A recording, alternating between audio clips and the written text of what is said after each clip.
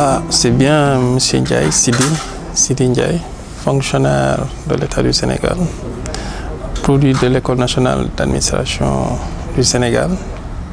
En fait, là, je suis commissaire aux enquêtes économiques et actuellement, je suis cadre au niveau du ministère du Commerce et des Paiements. Pour l'agenda 2063, je peux dire que c'est parti en fait d'un constat que j'avais fait lors des travaux que j'avais à faire sur en fait des documents d'orientation, des documents de référence.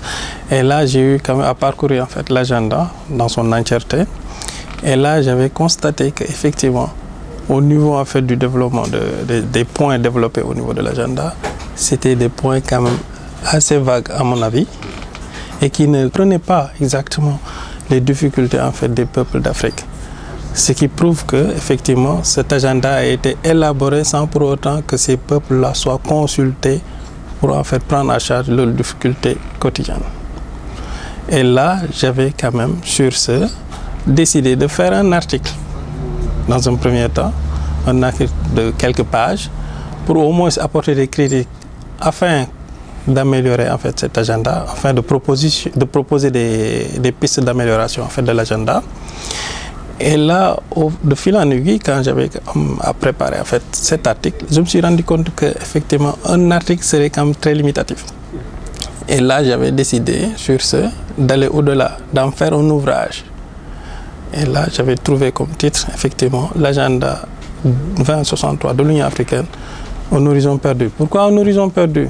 Parce que là, si on constate l'échéance même de l'agenda qui va jusqu'en 2063, on se rend compte que l'agenda a été élaboré pour une échéance de 50 ans, qui va coïncider avec l'anniversaire du centenaire de l'OUA, Organisation de l'Unité africaine.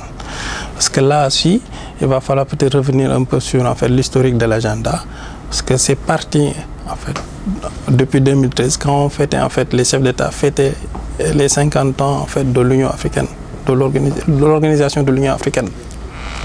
Et là, les chefs d'État avaient décidé d'élaborer un programme qui puisse prendre en charge, en fait, un programme politique qui puisse prendre en charge les difficultés que vivent en fait, leur peuple, leur nation. Et en 2015, exactement en janvier 2015, lors de la 24e session en fait, de ces chefs d'État-là, au niveau en fait, du siège de l'Union africaine, ils ont eu à adopter en fait, l'agenda 2063 avec comme credo l'avenir de l'Afrique, l'avenir que nous voulons en Afrique, avec cette aspiration qui sont en fait au nombre de 7, des aspirations qui sont au nombre de 7.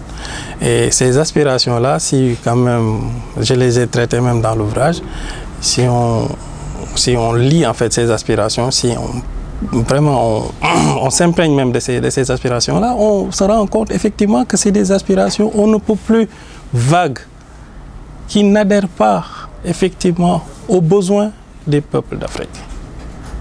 Et là, j'ai jugé nécessaire de traiter en fait, en plus des critiques naturellement que j'avais comme première idée, quelques points, par exemple, de rendre hommage au père fondateur du panafricanisme, à savoir M. Cheikh Anta Diop, M. Kwame Nkrumah, entre autres, qui sont quand même les premiers à prôner le panafricanisme ici en Afrique.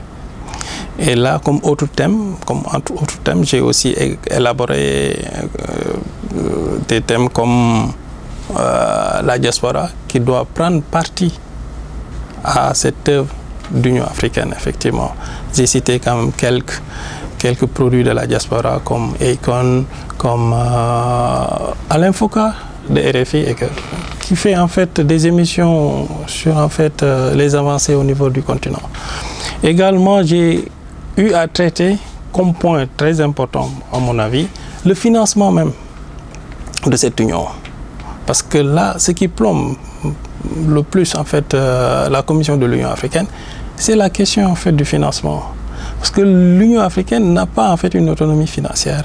Et dans l'ouvrage, j'ai proposé quand même un système de financement qui n'est pas assez innovant, qui est utilisé au niveau en fait des CR, je veux dire des communautés économiques régionales. Là, ça sera en fait un système qui permettra en fait à la Commission d'avoir en fait cette autonomie financière et de pouvoir dérouler en fait une politique africaine comme à l'image de l'Union européenne, à l'image des États-Unis. Comme entre autres thèmes également, j'ai abordé effectivement la question en fait des transports. Là, j'ai proposé quand même comme système de transport le ferroviaire et le maritime.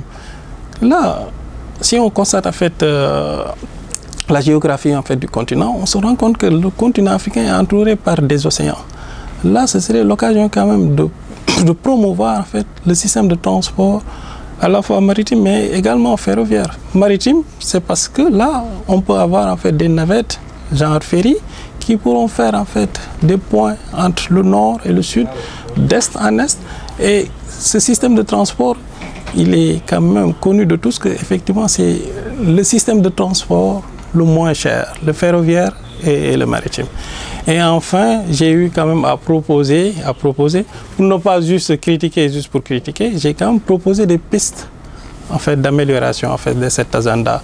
Dans un premier temps, essayer même de ramener les séances à des dates raisonnables, avant 2063, pourquoi pas 2030 ou 2050. Et également, j'ai eu à proposer quand même sur en fait, le contenu de l'ouvrage des pistes quand même qui pourront, à mon avis, prendre en charge effectivement les besoins en fait, des peuples d'Afrique.